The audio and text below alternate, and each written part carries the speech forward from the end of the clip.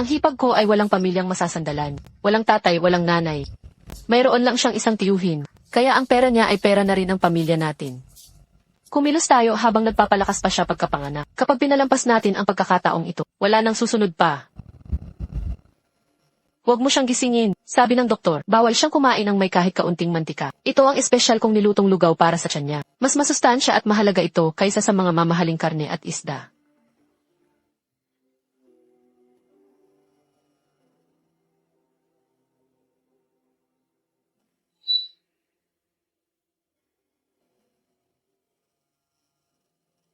Nenking, bakit nangangayayat ka ng ganyan? Nagdala ang tiyuhin mo ng 400 buhay na manok para sa iyo, pero wala ka man lang nakain kahit isa. Sa buong buwan ng pagpapagaling ko, 400 manok ang ipinadala, pero hindi man lang ako nakatikim ng kahit isang puwet ng karne. Narito na ang nanay ni Ming Yuan. Mula ngayon, ako na ang bahala sa asawa mo. Hindi ka dapat mag-alala. Kumain ka pa ng marami, kumakain ka para sa 2 tao ngayon. Kung hindi pa sapat, marami pa sa kaldero.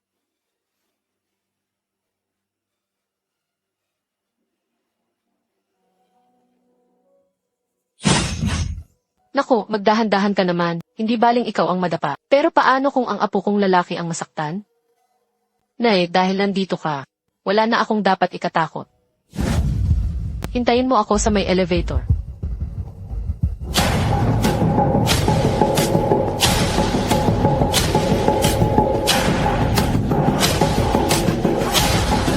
Dok, may kaunting regalo lang po ako para sa inyo. Pakitingnan naman po ng mabuti. Lalaki po ba ang magiging apo ko? Mrs., itago niyo po iyan. Bawal po kaming tumanggap ng pulang sobre o lagay. Labag din po sa batas ang pagsasabi ng kasarian ng bata. Maayos naman ang paglaki ng sanggol. Medyo maliit at pino ang hugis ng katawan niya. Mukha siyang tahimik at mabait na bata. Ang salitang pino at mabait ay siguradong pahiwatig na. Isa siyang babaeng pabigat lang. Kinumpirma na ni Ming Yuan. Isang babae nga. Dapat nating maayos ang tungkol sa hipag mo ngayong gabi. Naka-online na ba si Xueqin? Nasaan naman si Ming Yuan? Nay, huwag ka nang magpanggap. Pag-usapan na natin ang seryosong bagay.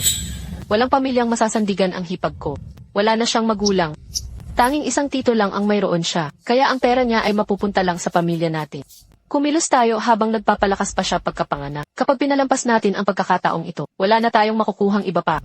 Hihi, nagbigay ang tito niya ng supply card para sa isang farm. Pwedeng kumuha ng manok doon kahit kailan natin gusto. Only pa, ibebenta ko ang kalahati, at ang tira ay ipamimigay ko sa mga kapitbahay para magpapumilos. Sasabihin ko lang sa kanya na araw-araw ko siyang pinagluluto. Imposible naman na pumunta pa siya sa kusina para mag-imbestiga, di ba? At yung mga gamit niya rito sa bahay, kunin mo na ang kahit anong magustuhan mo. Huwag kang mahiya. Ano ba ang magagawa ng isang ulilang tulad niya? Iiyak lang yan ng ilang beses tapos mapipilitan ding tanggapin ang kapalaran niya. Si nanay ang bahala sa mga manok at sa pagmamasid sa kanya. Si man naman ang bahala sa pagbebenta. At ang pera ng kapatid ko ay dadaan muna sa mga kamay ko. Unas na plano, mga free-range chicken mula sa farm. Target, mahigit 400 na manok. Umiiyak ka na naman. Inumin mo na ang sopas at magpadedi ka na ng bata. Huwag mong gutumin ang anak mo. Isang oras ko pinakuluan ang sopas na iyan. Nasa sabaw na ang lahat ng sustansya. Makakasama sa tiyan mo at magbabara lang ang gatas mo kapag kumain ka ng karne. Makinig ka sa akin para sa kabutihan mo ito.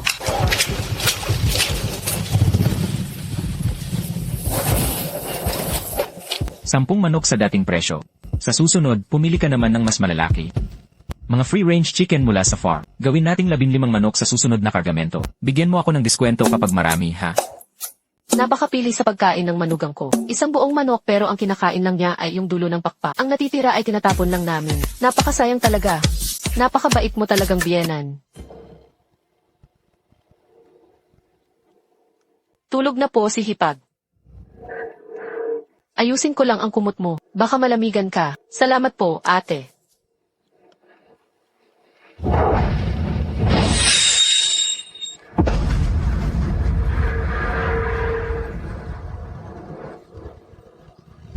Nakita ko na. Ha ha ha ha. Ate Xiulan, naghanda ang pamilya namin ng 400 manok para kay Nyanki. Pero pumayat siya ng 18 gin. Ipaliwanag mo nga sa akin kung nasaan ang mga manok na iyon. Tita, napakalaking paratang naman yan sa akin. Araw-araw ko naman siyang pinagluluto ng manok. Pero napakapili sa pagkain nitong si Nyanking natin. Isang buong manok. Isang kurot lang na kasing laki ng kuko ang kinakain niya. Kaya nawala na lang ng ganoon ang 400 manok. Tita, nasaksihan ko po iyan mismo. Talagang mapili nga po sa pagkain si Hipa. Maghahain si nanay ng 10 mangkok, pero ibabalik niya ang 8. Palihim na lang na umiiyak si nanay sa gilid. Totoo po iyon, si Ulan, madalas po niyang ibigay sa amin ang mga natitirang manok ni Hipa. Sa pamilya ko pa lang, nakakuha na kami ng halos 10 manok. Napakabait at mapagbigay talaga nitong si Ulan. Wala akong ebidensya ngayon. Pero magkakaroon din ako niyan. Kian si Ulan. Kung gusto mong umarte, sasabayan kita hanggang sa dulo. Kunin ang footage sa sisi ng pickup area, simula noong unang araw na pumunta siya roon.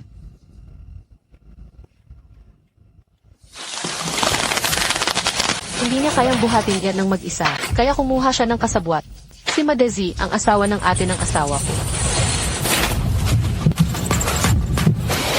Araw-araw silang naghahakot tuwing umaga at gabi sa loob ng 25 araw. May kabuwang 406 na manok. Sa loob ng 27 araw, 9 na manok lang ang pinagluto nila para sa akin. Ang mga natirang sabaw ay napakalinaw na halos makita mo na ang ilalim ng mangkok. Ninakaw nilang lahat. Sa 400 na manok na iyon, pumayat pa kami ng anak ko ng 20 gin. Tito, simula pa lang po ito. Hindi lang manok ang ninakaw nila. Iimbestigahan ko ito.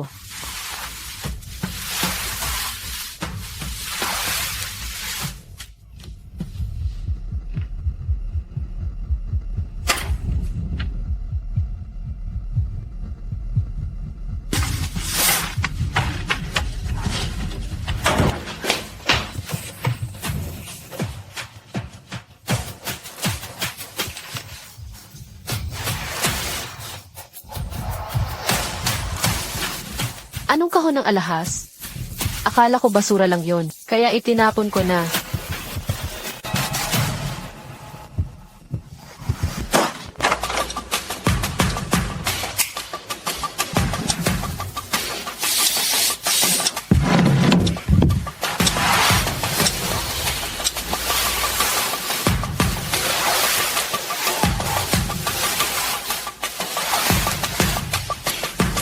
Gusto ninyo akong sagarin at ubusan ng lahat.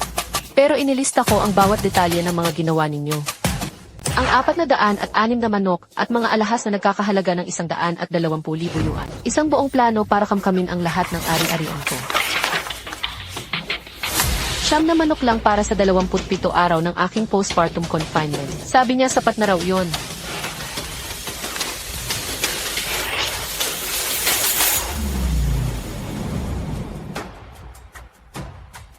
Uli lang babae. CJ, ipapakita ko sa inyo kung ano ang kaya kong gawin.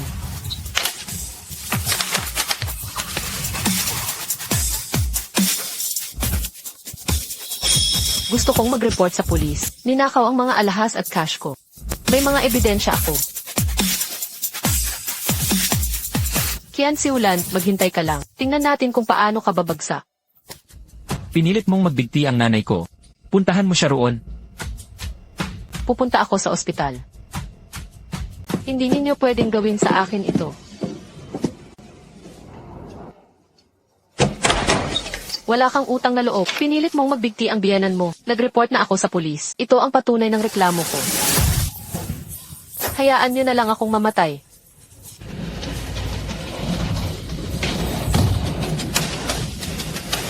Hindi ba't bali ang binti niyo? Bakit parang napakabilis niyo naman maglakad? Aray ang binti ko. Hindi ko iurong ang kaso. Ipagpatuloy niyo lang ang pag-arte niyo. Tang-tang. Uwi na tayo kasama si Mama. At pagkatapos, may kailangan ng harapin si Mama.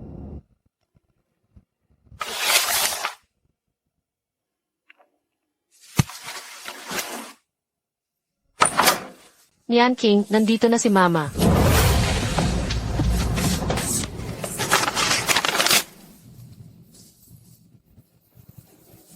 Pinatawag ko kayo ngayon dahil may gusto akong sabihin. Sa loob ng 25 araw, 406 na manok ang niluto para sa akin. 9 na piraso lang. Ito ang plano ninyo, para unti-unti akong maubusan at manakawan ng ari-arian. Luluhod ba si Mama sa harap mo para mapatawad mo kami? Nakarecord ang lahat sa surveillance camera. Tungkol sa mga manok at mga alahas, ibibigay ko ang lahat ng ebidensya sa pulis at sa abogado ko. Simula sa araw na ito, ang pinto ng bahay na ito, ako na ang magdedesisyon kung sinong pwedeng pumasok at lumabas. Paano naman ang pasilyo?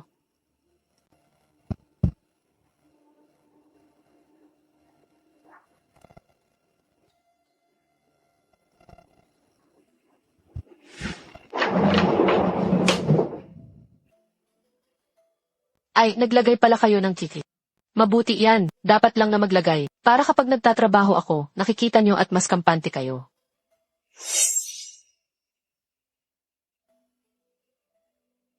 Baby ko, nandito na si tita.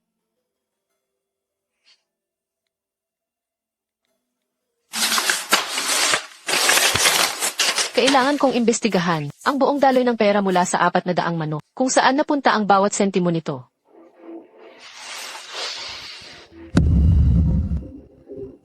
Sinundan ko ang daloy ng pondo ng mas malalim pa ng 2 antas. Mas komplikado ito kaysa sa iniisip mo. Imbestigahan ng husto. Mas mabuti kung mas komplikado. Habang mas komplikado, mas marami silang itinatago. Nandito na ang lahat. Mas marumi pa ito kaysa sa inaasahan mo.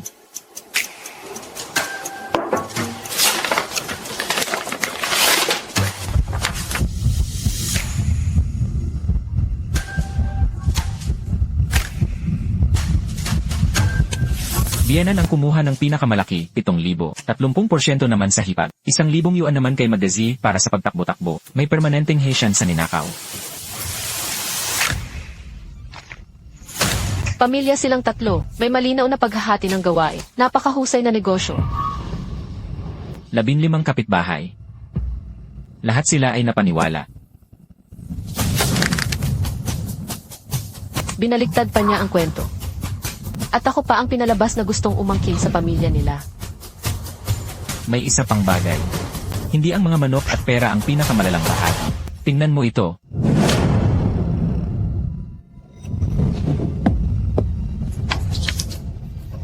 Pagnanakaw ng pagkakakilanlan para kumuha ng loan, pandaraya ito sa pangungutang. Mayroon pa ba? Lahat ng pondo ay pumasok sa account niya. Walang kahit isang kusing ang dumaan sa akin. Nailipat agad ang pondo sa mismong araw ng release. 7 minuto lang ang pagitan. Lahat ay pumasok sa account niya. Walang kahit isang kusing ang dumaan sa akin. Sa loob ng 30 araw, mula sa akin, nakuha nila ang halos 200,000 yuan.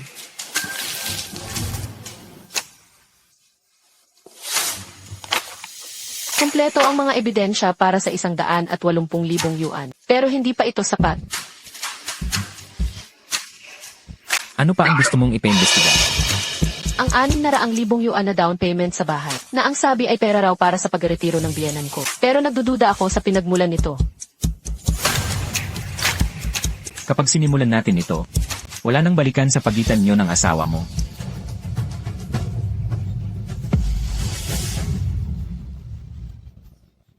Daan palabas? Hinarangan na nila ang lahat ng dadaanan ko. Ngayon, ako naman ang haharang sa kanila.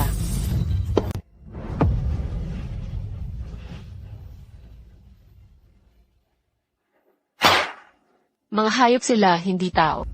Hindi tao ang pamilyang ito. Nian King. May isang bagay na matagal na naming inililihim sa iyo ng tiyuhin mo ng ilang taon. Ang 600,000 down payment para sa inyong bahay ay hindi pera sa pagre-retiro ng biyenan mo. Ipinahiram iyon ng tiyuhin mo kay Luming Yuan.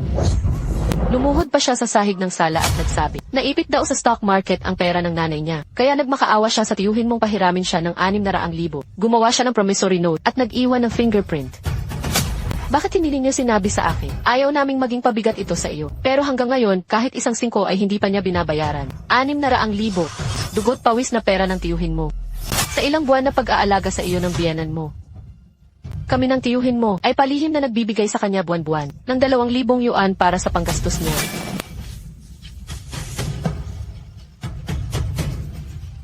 Kinuha na ang 2,000 ninyo, ninakaw pa ang 400 nating manok. Talagang kinuha nila ang lahat ng walang itinira. Tia, nasaan ang promissory note? Hindi naman talaga nag-trade ng stocks si Luming Yuan. 0 ang balance ng account niya. Hindi nag-trade ng stocks. Niloko lang niya si Tito para makuha ang 600,000.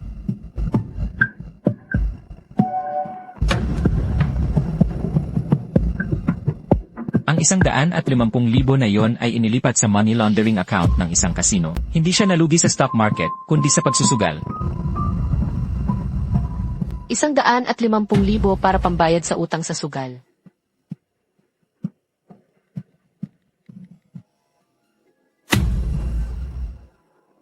Walang matino sa pamilyang iyon. Hello. Ang 600,000 down payment. Nagsinungaling ka sa tiyuhin ko na naipit ang pera sa stock market. Chinek ko ang securities account mo, 0 ang balance. Iniimbestigahan mo ba ako? Ginamit mo ang perang panligtas buhay ng tiyuhin ko para pambayad sa utang mo sa sugal. Huwag ka nang magpaliwanag. Hintayin mo na lang makipag-ugnayan ang abogado ko sa iyo. Nagsimula na.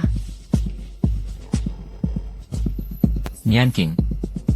May problema ba? Ming Yuan, nawawala ang mga alahas at pera ni Tangtang. Saan ba talaga ito itinago ni Mama? Iurong mo muna ang kaso, at sasabihin ko sa iyo kung nasaan ang mga gamit. Basta't maibalik ang mga gamit, iurong ko agad ang kaso, pakiusap. Hindi naman nawala ang mga gamit, itinatago lang ng nanay ko. Nasaan? Ipinahiram ang mga gintong alahas kay Jason bilang dote, at ang set mula kay Tiyahin, suot-suot ng nanay ko. Ang pera naman, itinabi ng nanay ko para sa iyo.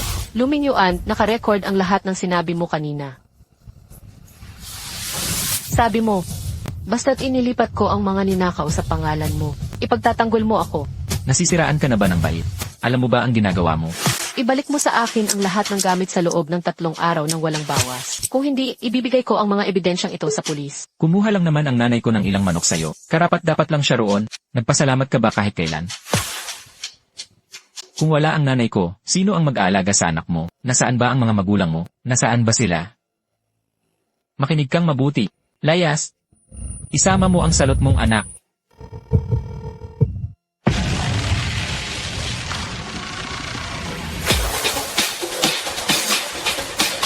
Tama na. Maganda ang pagkakarecord. Sinabi niya na ang lahat ng kailangan nating malaman.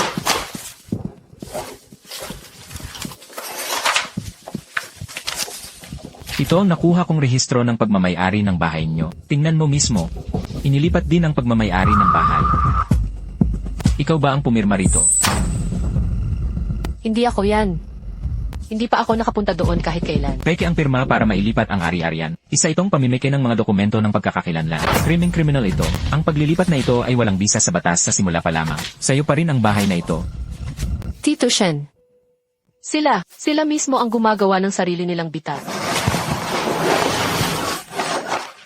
Bigyan mo ako ng 3 araw. Aalamin ko kung sino ang nagpanggap sa'yo para pumirma rito. Naka-heavy makeup, sadyang nagsuot ng mas malaking damit. Para gayahin ka, nasa tabi niya ang asawa mo. Peking yi. Peking pirma. 3 kaso ng pameke, kahit alin doon ay sapat na para makulong siya. Nandoon siya sa buong proseso. Kasabwat siya. 2,000 yuan. Kumuha ng tao sa halagang 2,000 yuan para magpanggap na ikaw at pirmahan ang bahay na nagkakahalaga ng 1.2 milyong yuan. Hindi si Luming Yuan ang utak sa likod nito. Kundi si Luxikin. Ang hipag mo ang utak sa lahat mula simula hanggang dulo. Ang biyanan mo ang nasa harap at siya naman ang nasa likod nito. Mga manok, ang recording, online loan, AA footage, Luxikin, ang nagpatakbo ng lahat. Kombinasyon ng sibil at kriminal. Talo na sila sa laban na ito.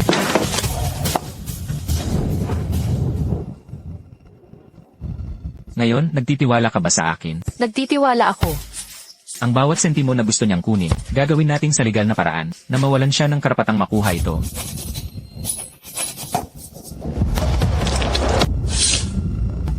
Ito ang utang niya sa tiyuhin ko. Walang bawas kahit 1 sentimo. Tito Shen, gusto kong mag-apply para sa live broadcast ng paglilitis. Sigurado ka ba? Lahat ng sugat at sakit mo ay malalantad sa publiko.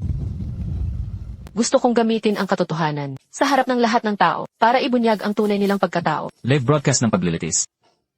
Mayroon akong kaso. Hati ang yaman ng mag-asawa at may kasamang kriminal. Napakalaki ng isyong ito.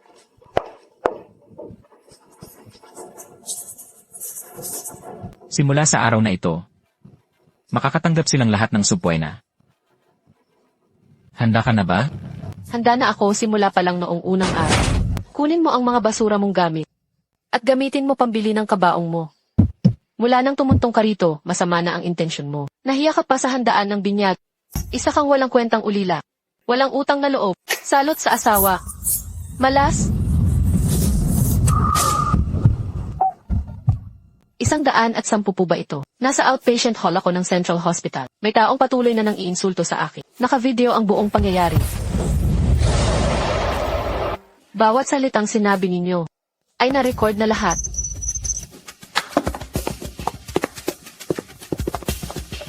Nandito lang ako para magbalik ng gamit. Manugang ko siya. Problema lang ito ng pamilya.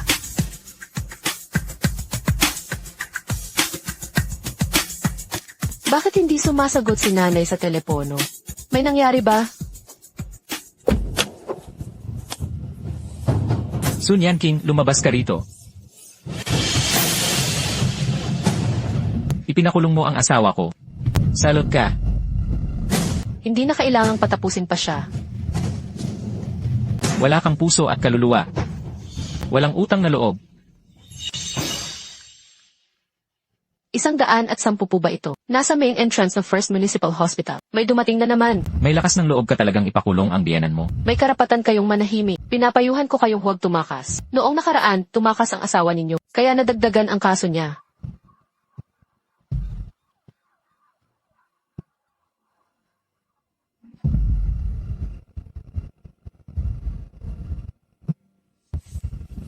Ang biyenan mo at ang hipag mo, nag-post ng mahabang pahayag online na nag-aakusa sa inyong pinabaliw ang buong pamilya. Isa na namang masamang manugang, pinabaliw ang biyenan. Nakita ko na, paano nagagawa ng mga taong iyon na sabihin yan sa iyo. Huwag kang mag-alala. Habang mas marami ang bumabati ko sa akin, mas marami rin ang makakakita ng katotohanan.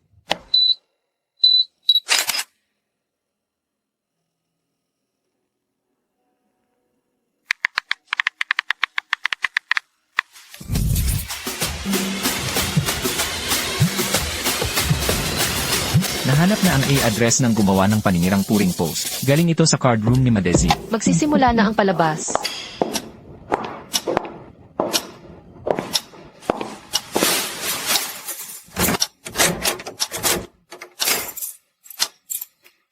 Walang hiyang babaeng iyon. Pinalitan ang kandado.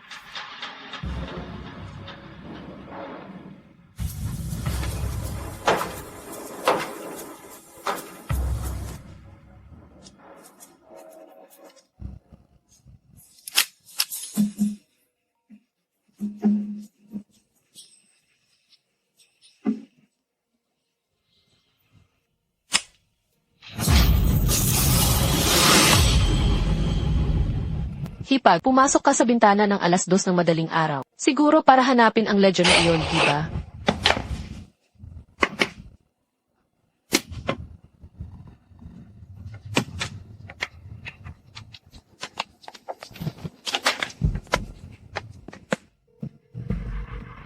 Ipaliwanag mo nga sa akin, kung ilang manok ang kinain ng asawa mo habang nagpapagaling pagkapanganak. Kayong mga taga-pamilya Sun na naman, kung paano siya tratuhin ng nanay ko, wala ka nang pakialam doon. Sino ka sa akala mo? Hindi mo man lang mapalaki ng maayos ang pamangkin mo.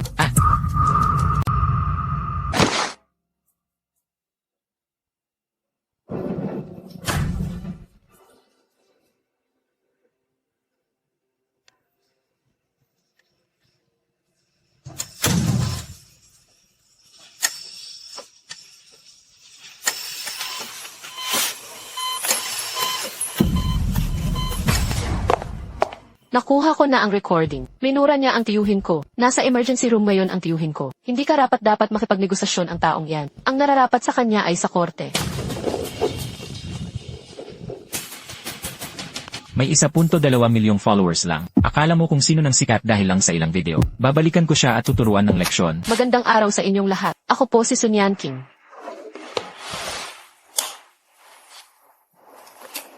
Hindi ako natatakot. Hihintayin ko siya.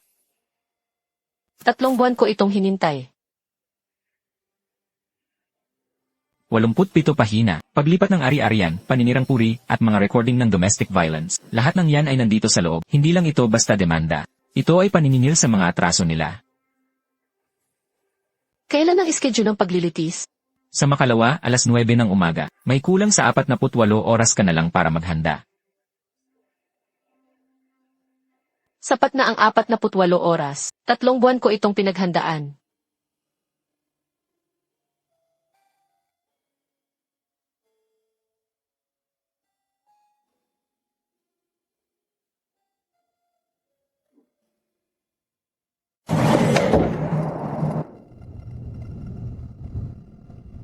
Pagkatapos ng bukas, wala nang atrasan.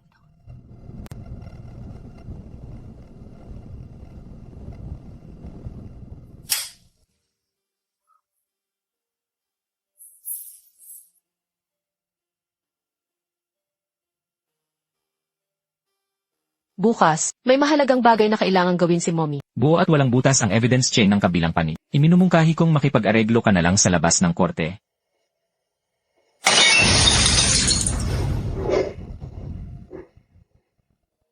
Pakikipag-areglo? Sa anong dahilan ako makikipag-areglo?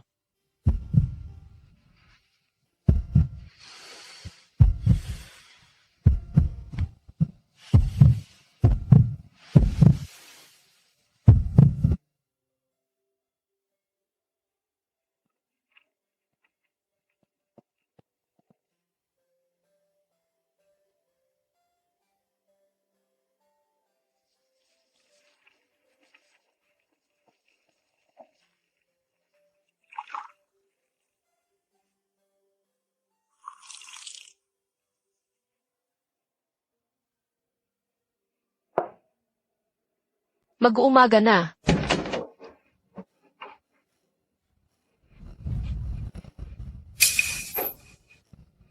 Dinala pa talaga ang bata sa korte. Ang galing din niyang umarte. Formal nang bubuksan ang paglilitis ngayon. Mauuna nang maglahad ng ebidensya ang panig ng nasasakdal. Ipinapasa ng panig ng nasasakdal ang unang pangkat ng mga ebidensya. Ang nagrereklamo ay nagsagawa ng psikolohikal na pang-aabuso sa pamilya ng nasasakdal.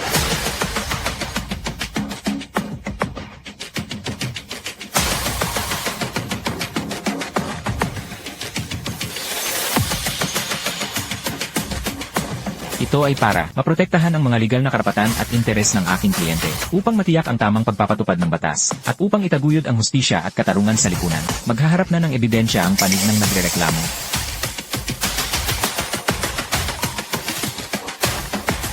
Kagalang-galang na hukom, inalis ng kabilang panig ang orihinal na audio track sa kanilang video. Ngayon, pakinggan natin sa loob ng korte. Ano nga ba talaga ang binurang audio?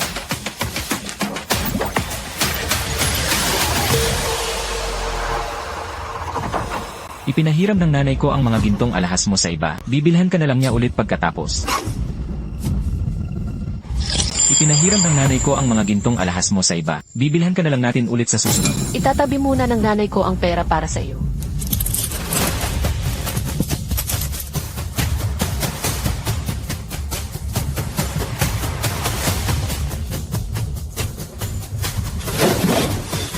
Nasaan ba ang mga magulang mo? Wala ka man lang kahit isang taong magtatanggol sa iyo.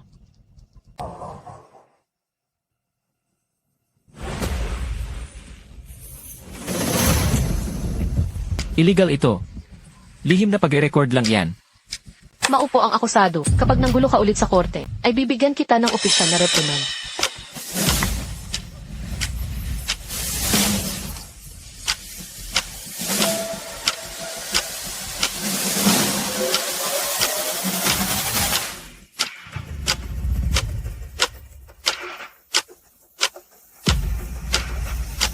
Kagalang-galang na hukom, ito pa lang po ang unang ebidensya.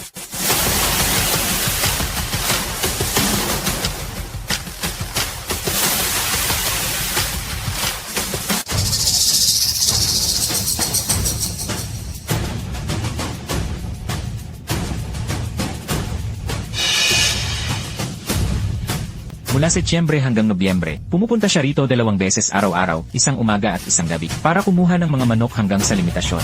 Ang bayaw ng akusado na si Madesi ay nagbebenta ng mga ninakaw na manok dito araw-araw tuwing alas 8. Ang puhunan ay galing sa budget sa pagkain ng manuga, at ang kinita sa benta ay napupunta naman sa bulsa niya. Isang kumpletong operasyon ng pagnanakaw. Tutol po, kahina-hinala ang pagiging totoo ng mga kuha sa surveillance camera. Ibinasura ang pagtutol. Maaari nang magpatuloy ang panig ng nagsasakdal sa pagpapakita ng ebidensya.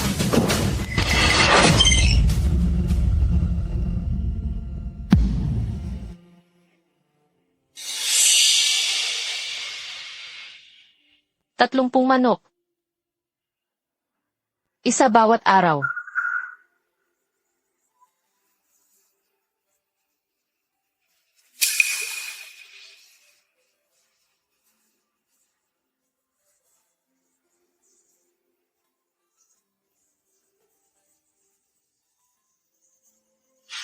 Kagalang-galang na hukom, ito pa lang po ang pangalawang pangkat ng mga ebidensya. Ang mga susunod po ay mas malubha pa rito. Sa loob ng tagong bahagi ng aparador ng ina ng akusado, ay may natagpo ang ledger ang nagsasakdal. Nakasaad dito ang lahat ng ginawa nilang paglilipat ng ari-arian. Pakiusap, tingnan nyo, ang pahinang ito, ayon sa pagsusuri ng sulat kamay, ay isinulat mismo ng ate ng akusado na si Luke Swikin. Isa siyang walang pamilyang maasahan, at walang sinumang magtatanggol sa kanya.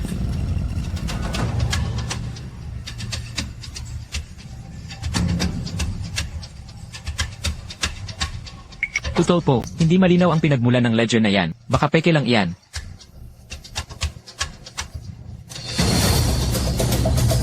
Ayon sa ulat na inilabas ng Judicial Appraisal Center, ang mga sample ng sulat kamay ay perpektong tumugma kina Kian Siulan at Luke Swikin. Tunay ang ledger na ito.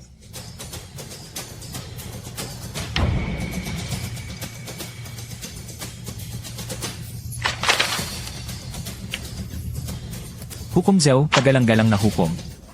Pinatutunayan ito na hindi lang ito panandali ang kasakiman, kundi ito ay pinagplanuhan, sistematiko, at krimeng pang-ekonomiya na magkakasamang isinagawa ng buong pamilya.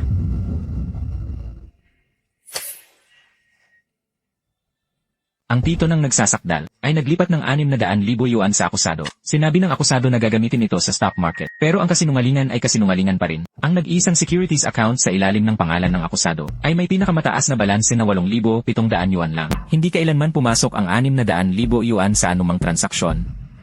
Hindi lang ginaya ng akusado ang tito para makuha ang 600,000 yuan, kundi ginamit pa niya ang 150,000 yuan ito para pambayad sa kanyang personal na utang sa pagsusugal. Nagsisinungaling ka. Pamumuhunan yon, nag-imbento kayo ng ebidensya. Maupo ang akusado. Kapag nanggulo pa kayo sa loob ng korte, magpapatupad kami ng mga sapilitang hakbang.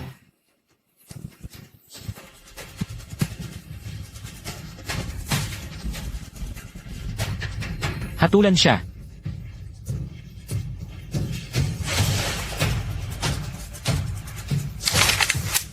Kagalang-galang na hukom, hindi pa po tapos maglahad ng ebidensya ang panig ng nagsasakdal.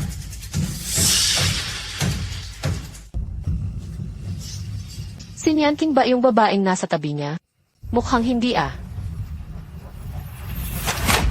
Ang babaeng ito ay si Zhu Xiaoqian. Sinamahan siya mismo ng akusadong si Lumin Yuan upang ilipat ang pagmamayari ng bahay ng mag-asawa gamit ang pekeng dokumento.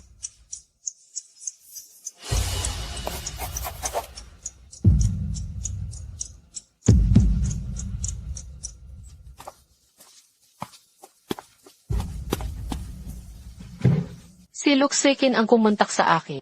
Binigyan niya ako ng 2,000 yuan cash at peking AC car. Ngayon, na-expel na ako sa eskwelahan dahil.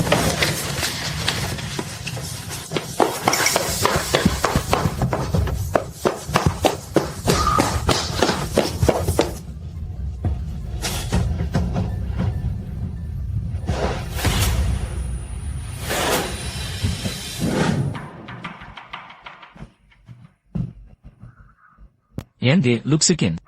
Kukunin ang salaysay mo mamaya. Ninakaw niya ang e-card para kumuha ng loan na nagkakahalaga ng 200,000 yuan.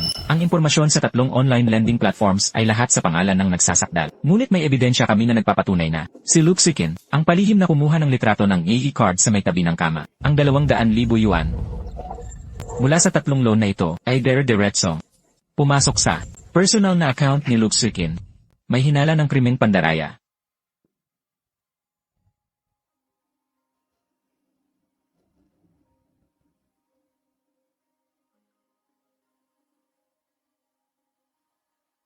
Kagalang-galang na hukom, tapos na po ang paglalahad ng lahat ng ebidensya ng panig ng nagrereklamo. Mayroon bang karagdagang pahayag ang panig ng nasasakdal?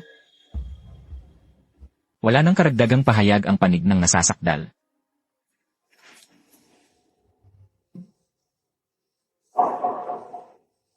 Lahat ng iyon ay ginawa ng nanay ko at ng ate ko.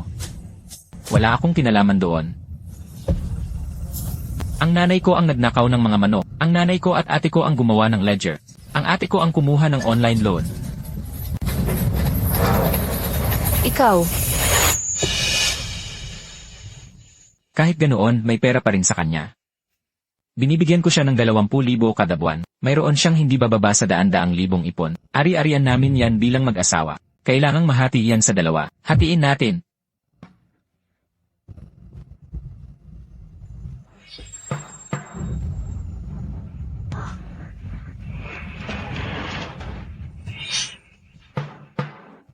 Ito ay nagkakahalaga ng 1.2 milyong yuan, nakasulatan ng utang ng mag-asawa.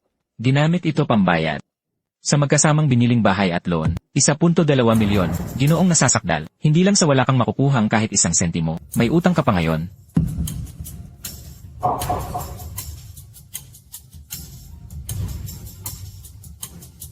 tapos na ang paglalahad ng ebidensya ng magkabilang panig. Sususpindihin muna ang pagdinig. Naglalabas ang hukumang ito ng hatol alinsunod sa batas. Una, pinapahintulutan ang diborsyo ng nagrereklamo at nasasakdal. Pangalawa, ang anak na babae sa kasal ay mapupunta sa pangangalaga ng nagrereklamo.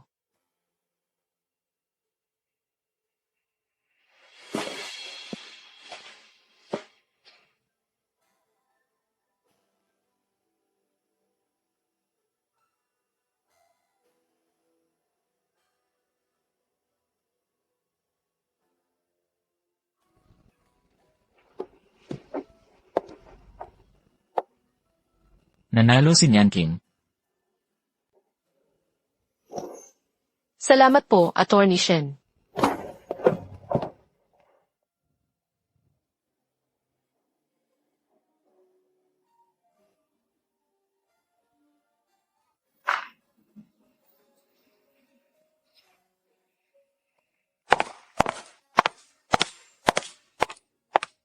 Hinatulan ng 3 taong pagkakakulong. Hinatulan ng 2 taon at 6 na buwang pagkakakulong.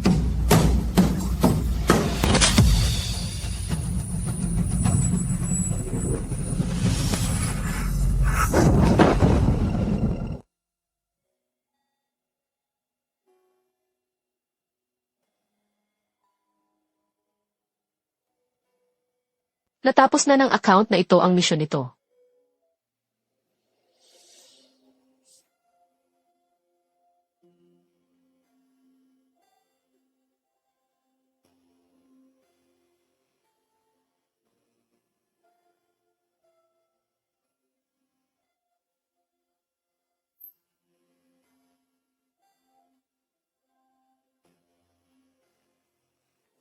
Tapos na. Iuwi ka na ni Mama.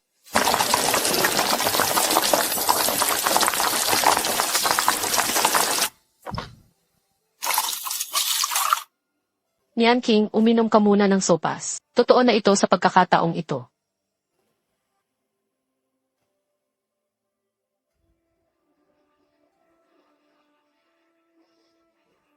Halika muna rito para makainom ng tahimik si Mama. Makipaglaro ka muna ng laro ang pato sa ate mo.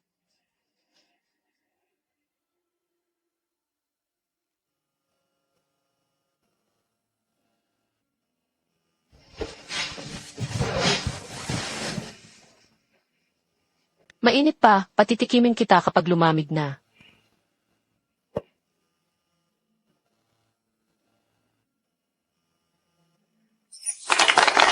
Nagbukas na ang Kingshan Financial Consulting.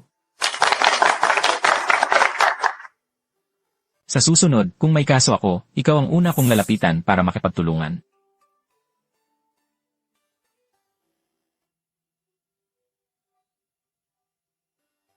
Mama,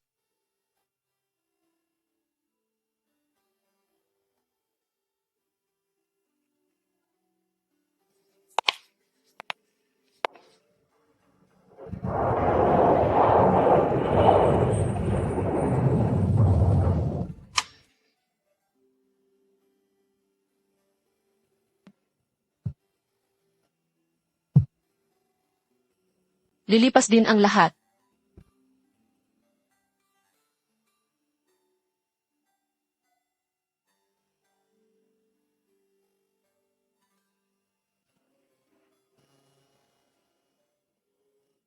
Maligayang kaarawan sa'yo. Maligayang kaarawan sa'yo.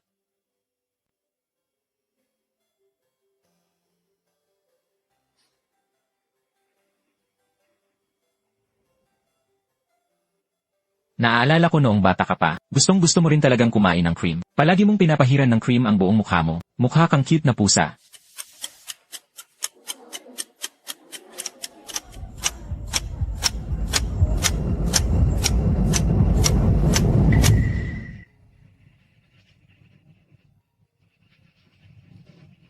Hindi na kailangan.